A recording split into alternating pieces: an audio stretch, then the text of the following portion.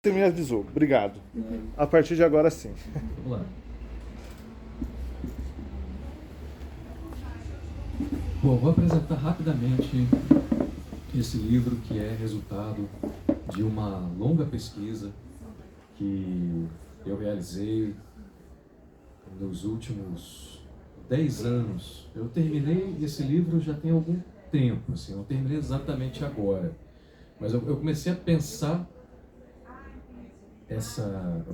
desenhar o livro em 2014. E eu terminei ali por 2011, né? Ali no auge da pandemia. E depois entreguei para o Tadeu, né? Para a editora Elefante, para a edição. Né? Eu achava que esse livro tinha que sair pelo Elefante. Mas saiu primeiro o livro do Darcy Ribeiro, né? Que eu não estou lançando aqui hoje, mas que não custa nada mencionar também, que é uma antologia de textos do Darcy Ribeiro sobre o futuro, né? Com uma introdução e comentários escritos por mim e pelo professor André Scosel, da UNSAM. Um livro que se dedica a entender diversos projetos de futuro, diversas visões de futuro, alguns utópicos, outros distópicos, na longa produção do Darcy Ribeiro, né? E, bom, feita a propaganda desse aqui, estamos lançando Em Busca da Comunidade, né? A primeira coisa que me motivou nesse livro foi expandir a minha agenda de investigações, né? Que eu vinha de uma trajetória de estudos comparados na América Latina, né? Estudos comparados de instituições e democracia participativa, instituições participativas e cada vez mais de ideias, né? Eu vinha dessa trajetória então latino-americanista, comparatista, passei alguns anos dando aula e produzindo na UNILA, no começo da UNILA, onde tive o prazer de conhecer o Bruno, né, que me proporcionou essa oportunidade de estar aqui hoje. E a partir daí, dessa trajetória latino-americanista que eu tinha de uns bons anos de pesquisas, diversas pesquisas sobre a América Latina, eu comecei a me interessar por expandir a minha agenda para o Sul Global, chamado hoje Sul Global, né? Em particular para a África. E a partir daí eu comecei a buscar diálogos em termos de ideias, né, produzidas no Sul Global, em torno da comunidade, né? O mote original era a comunidade, porque eu queria investigar nessas ideias do Sul Global, que são ideias pouco conhecidas, né, que são ideias que pouco circulam na academia, pouco circulam na imprensa, na opinião pública, né? Eu queria investigar nessa produção de ideias do Sul Global, né? E comparar algumas que tinham a comunidade como centro, né? Procurando visões alternativas sobre comunidade, sobre igualdade, sobre uma relação diferente entre as pessoas, né? Uma relação horizontal, igualitária, mais fraterna, mais solidária entre as pessoas a partir de perspectivas filosóficas, perspectivas epistemológicas diferentes, alternativas, pouco conhecidas, né? Conhecemos muito as reflexões do marxismo em torno disso, né? Muito menos as do anarquismo, reflexões também experiências do chamado socialismo real. E a minha motivação era buscar fora do centro, fora do norte global, ou seja, fora da produção de ideias do marxismo ocidental, né? Das experiências socialistas mais conhecidas, né? Do marxismo, etc. Eu queria buscar fora disso ideias que apresentassem alternativas a isso que se estabeleceu nas últimas décadas como o que vem a se chamar crise das utopias, né? A crise do socialismo real, a crise do marxismo, né? Essa sensação de uma ausência de alternativas, né? A ideia de que não há mais alternativas, there is no alternative, né? Lembrem da Margaret Thatcher, né? Lembrem da hegemonia neoliberal, queda do Muro de Berlim, né? A crise das utopias, a crise das ideologias e tudo que foi propalado nos últimos 30, 40 anos. Né? Então, eu comecei a buscar autores, filosofias, conceitos do sul global que pudessem apresentar algumas chaves analíticas, né? Que trouxessem algumas reflexões para a política, para a democracia, para a relação, né? Para pensar uma sociedade mais justa, enfim. Construção de instituições, construção de índices alternativos e tudo mais, que pudessem trazer algo de diferente para o nosso campo, pensado muito interdisciplinarmente, das ciências sociais, das ciências humanas, né? E aí, bom, o livro, a motivação original, então, é essa ideia de buscar visões em torno da comunidade, no pensamento, nos pensamentos, nas epistemologias do sul global. A partir daí, a pesquisa se desenvolveu e foi uma longa viagem, tá? Incluindo várias viagens propriamente físicas, né? E uma longa viagem existencial, espiritual também, vamos dizer assim, né? Que culminou, né, em vários anos de pesquisa, algumas viagens de trabalho de campo, de levantamento bibliográfico pela América Latina, pela África, por diversos países da América Latina e da África, né? E culminou no encerramento da escrita do livro no período da pandemia, no auge da pandemia, aí 2020, 2021.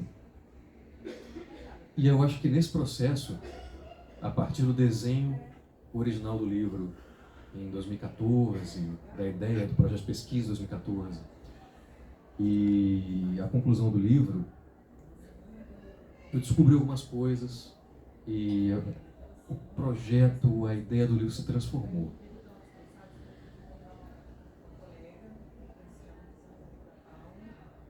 Eu fui percebendo isso no final só na escrita dos últimos capítulos do livro, né?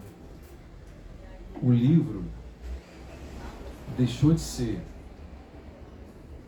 uma reflexão apenas sobre comunidade, no sentido de uma relação mais fraterna, solidária, horizontal entre pessoas, concepções, ideias que tinham isso no seu cerne, e passou a captar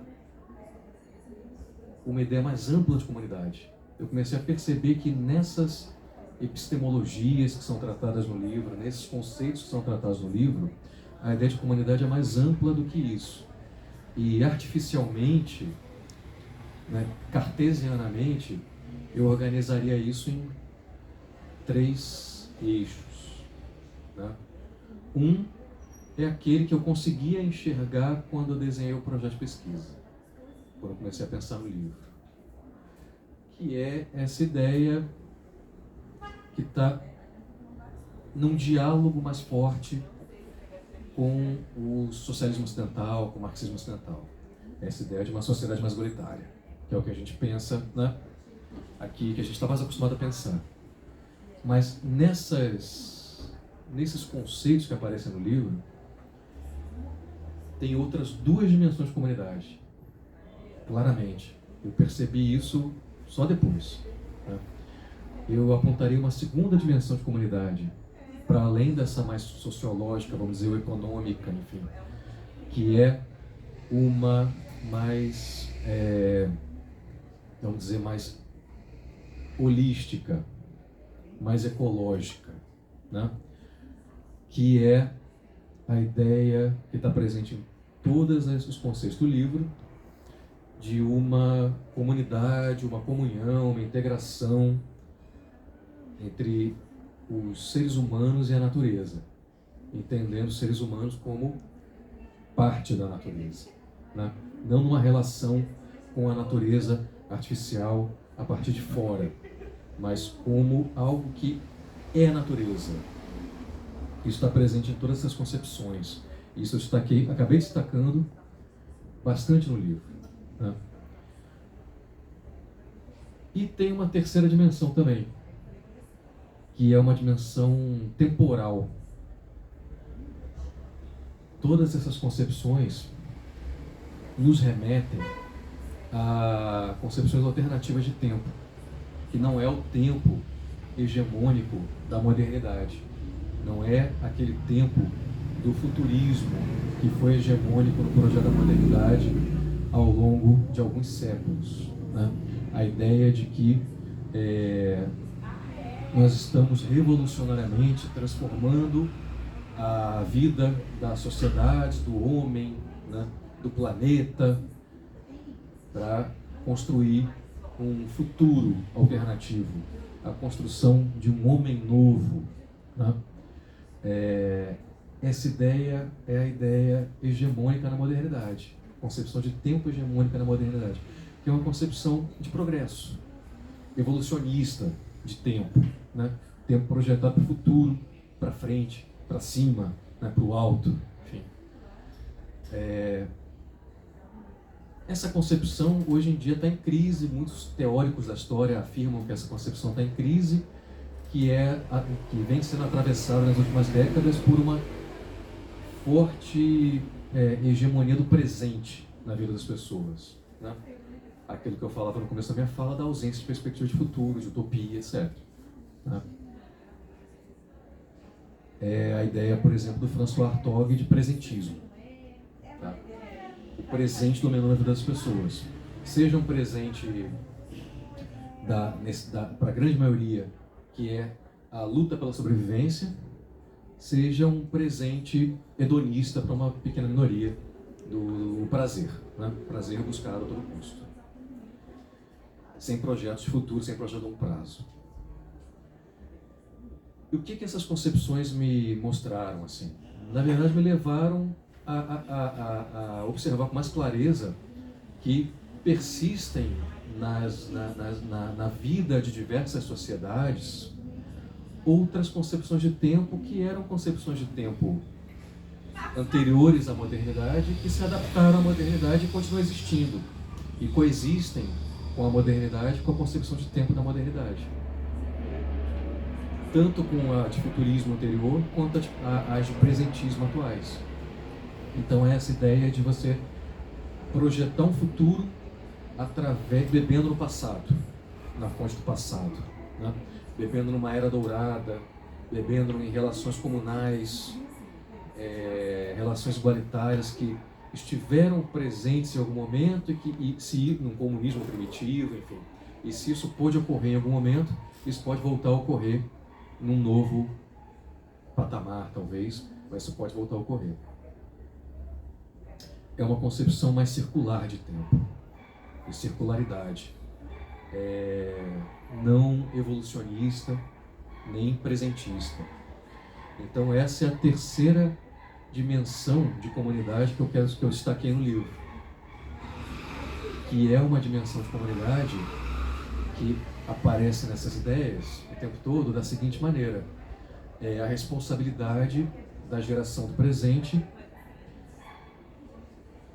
em relação a tudo que foi produzido, né, a tudo que foi legado pelas gerações anteriores e em relação às gerações do futuro. Uma responsabilização da geração do presente em relação a todas as gerações do passado e as gerações que ainda virão, né? Então, uma comunidade, uma relação entre as gerações do passado e as gerações do futuro, né? uma conexão alternativa de tempo através dessa ligação, né, dessa comunidade, dessa comunhão, dessa relação direta, circular, passado, presente e futuro, que leva a uma concepção diferente da que a gente está acostumado, né, nós ocidentais, cartesianos, etc., né, que bebemos dessa fonte nas ciências sociais, na ciência política, na sociologia, na antropologia e tudo mais, um pouco menos na antropologia, mas ainda assim, claro, na origem da antropologia certamente, na origem imperial da antropologia, né, que bebemos dessa fonte. Ocidental para a gente é um pouco estranho, né? Gera uma estranheza, essa ideia de uma comunhão passado, presente e futuro numa chave diferente, e essa ideia de projetos revolucionários que se baseiam, que se inspiram no passado. A gente tende a ler isso como reacionarismo, sempre, ou tudo que remete ao passado como reacionarismo, né? Sendo que as concepções que aparecem no livro não são reacionárias, né?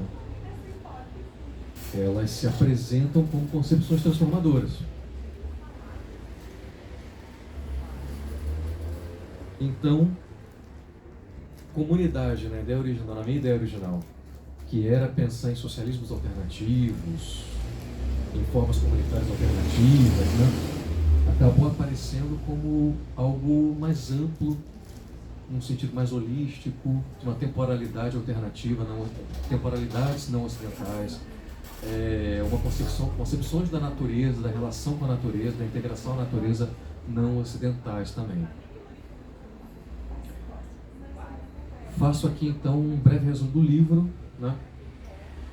O livro faz uma viagem, parando em várias estações, uma viagem que vai através dessa noção de comunidade, desde o século XIX até o século XXI. Né? O livro começa no diálogo curto, mas interessante, do Marx com os populistas russos, tá? Em especial a troca de cartas, né, da Vera Sassulit com o Marx, e a reflexão, né, dos populistas russos do século XIX e do Marx em torno do potencial revolucionário da Comuna Russa, né, da Organização Comunal Russa, pré-capitalista, pré-moderna, que estava presente na Rússia no século XIX ainda.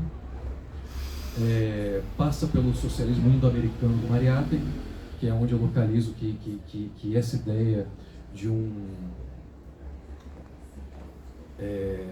uma relação romântica, revolucionária, né, com a ideia de comunidade aparece na América Latina pela primeira vez. Eu localizo no Mariátegui, ali nos anos 1920. Né? O livro passa pelo Mariátegui, então pelo socialismo indo-americano do Mariátegui, vai para as concepções de negritude do Aimé Césaire e do Leopold Senghor, né? São intelectuais africanos, francófonos, fundamentais, né? Enfim, o Césaire do Caribe francófono, o Senghor do Senegal, os fundadores do conceito de negritude.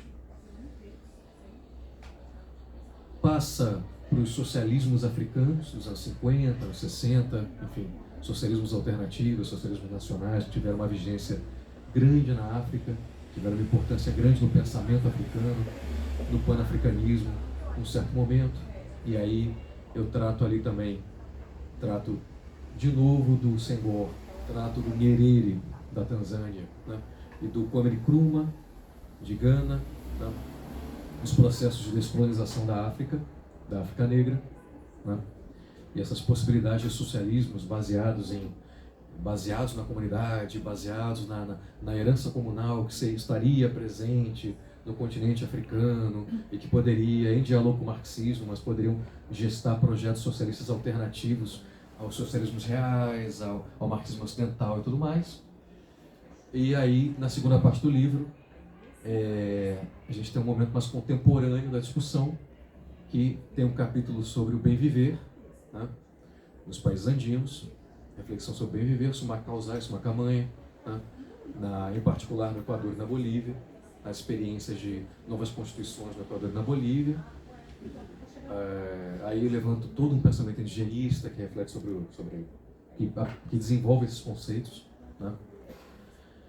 Tem um capítulo sobre o Ubuntu, que tem tido muita entrada nas Américas agora, nos Estados Unidos, tem tido muita entrada na América Latina. A gente tem ouvido falar mais na ideia de Ubuntu, que tem sua origem no sul da África, né? E aí eu discuto a história do conceito de Ubuntu, que acabou ganhando muita vigência nos anos 90, no processo de fim do apartheid na África do Sul, em particular, né? Em particular através das figuras do Mandela e do Desmond Tutu, que são nomes importantes na divulgação desse conceito, né? Na reflexão sobre esse conceito, e diversos outros filósofos, especialmente da África do Sul. E no último capítulo do livro apresento também a ideia de medição da felicidade, né? O índice de felicidade nacional bruta, que começou a ser desenvolvido no Butão, né? E depois ganhou debates alternativos no campo da economia e da ecologia, né? Concepções mais holísticas de ecologia e de economia, né? Mas a origem é butanesa, num diálogo com o budismo, uma interação da política, né, da filosofia política com o budismo. E aí eu apresento também uma história do conceito de felicidade nacional bruta. Então aí finalmente a viagem termina, né, no século XXI, apontando para possibilidades futuras de reflexão que ficaram mais claras para mim durante a pandemia, quando eu estava terminando o livro e não entraram no livro, que de diversos diálogos dessa ideia, né, dessas semelhanças dessas ideias que aparecem no livro, que são comparadas no livro, com autores brasileiros contemporâneos, como Ailton Krenak, por exemplo, né, que evidentemente dialoga e tem relação direta com as ideias que perpassam esse livro, né? Mas também, né, investigando melhor o pensamento brasileiro, a história do pensamento brasileiro, outros pensadores alternativos, outros pensadores contra-hegemônicos, que não são contemporâneos, que não estão mais entre nós, como a Lélia Gonzalez, né? A produção da Lélia Gonzalez toda dialoga com isso aqui, e a ideia de quilombismo do Abdias Nascimento, muita coisa que está presente na teologia da libertação, né? Então tem todo um campo, tem possibilidades diversas de diálogo no Brasil e na América Latina, para além do que está no livro. Mas, enfim, resumindo, né, o livro tinha um projeto de pensar em socialismos, experiências alternativas no sul global, né, que dialogavam, mas que não vinham do marxismo propriamente ocidental, e acabou se expandindo numa direção um pouco mais ampla, talvez, de reflexões que sempre me foram caras, com as quais eu me reconectei, discussões que eu tinha há décadas atrás, da minha formação de historiador, essa coisa de pensar tempos alternativos, né?